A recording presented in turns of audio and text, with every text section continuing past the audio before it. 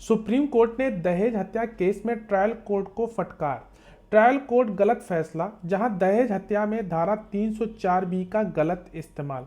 आज का ये जो वीडियो है इसी जजमेंट से रिलेटेड है और ये जजमेंट हाल ही के दिनों में आया है। यह जजमेंट फरवरी मंथ का है, जहां सुप्रीम कोर्ट की जो लेटेस्ट रूलिंग 304 बी के मामले में है। नमस्कार दोस्तों, स्वागत है आपका हमारे चैनल में।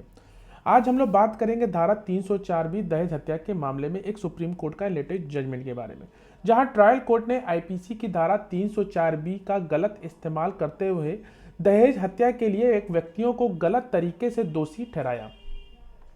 सुप्रीम कोर्ट ने आईपीसी की धारा 304 बी दहेज हत्या के तहत अपील करता यानी कि आरोपी की गलत यानी कि उसकी दोष सिद्धि को पलटते हुए कहा कि जब तक कि कोर्ट ने बार बार इस प्रावधान के तथ्यों को निर्धारित किया है तो ट्रायल कोर्ट बार बार वही गलतियां कर रहे हैं।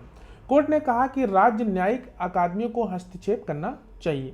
इस जजमेंट में जो इम्पोर्टेंट बात यह भी आई कि अपीलकर्ता के खिलाफ दहेज हत्या और अपनी पत्नी के साथ क्रूरता करने के आरोप थे, जिसकी आत्महत्या से मृत्यु हो गई थी। परिणाम स्वरूप उसे इन अपराधों के लिए दोषी ठहराया गया था। कुल 8 साल के कठोर कारावास की सजा सुनाई गई थी। ट्रायल कोर्ट ने इस सजा की पुष्टि की। इस निर्णय को चुनौती देते हुए उन्होंने सुप्रीम कोर्ट का दरवाजा खटखटाया। धारा 304 बी के आवश्यक तत्वों की चर्चा की गई। सबसे पहले मृत्यु किसी जलने या शारीरिक चोट के कारण हुई होगी या सामान्य परिस्थितियों के अलावा अन्य परिस्थितियों में हुई होगी या उसकी शादी के 7 साल के भीतर हुई होगी। इसके अलावा उसकी मृत्यु से ठीक पहले दहेज की मांग के लिए उसे क्रूरता या उत्पीड़न का सामना करना पड़ा होगा। इसमें आगे यह भी कहा गया कि साक्ष्य अधिनियम की धारा 113 बी के तहत अनुमान लगाने के लिए भी यह साबित करना आवश्यक है कि अपीलकर्ता को उसकी मृत्यु से ठीक पहले क्रूरता या उत्पीड़न का सामना करना पड़ा था। खंडपीठ ने कहा कि धारा 113 बी को आकर्षित करने के लिए अभियोजन पक्ष को यह स्थापित करना होगा कि मृतक को उसकी मृत्यु से ठीक पहले दहेज की मांग के लिए या उसके संबंध अपीलकर्ता द्वारा क्रूरता या उत्पीड़न का सामना करना पड़ा था। जब तक कि ये तथ्य साबित नहीं हो जाते, साक्ष्य अधिनियम की धारा 113 बी के तहत अनुमान नहीं लगाया जा सकता।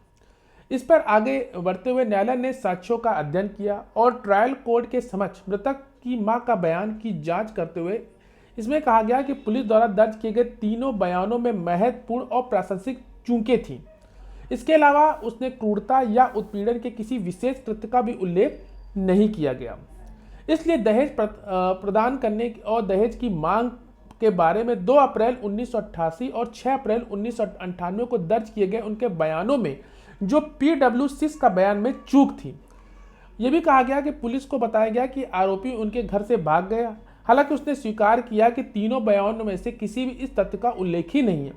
इसमें यह भी दावा किया गया कि 23 जून 1998 को दिए गए अपने बयान में दहेज की मांग के कुछ मामलों का उल्लेख किया गया। यह बयान घटना के 2.5 महीने के अधिक समय बाद दर्ज किया गया, इसलिए इसमें जो कुछ भी कहा गया वह बाद में कहा गया। यह एक इंपॉर्टेंट बात निकल के आई।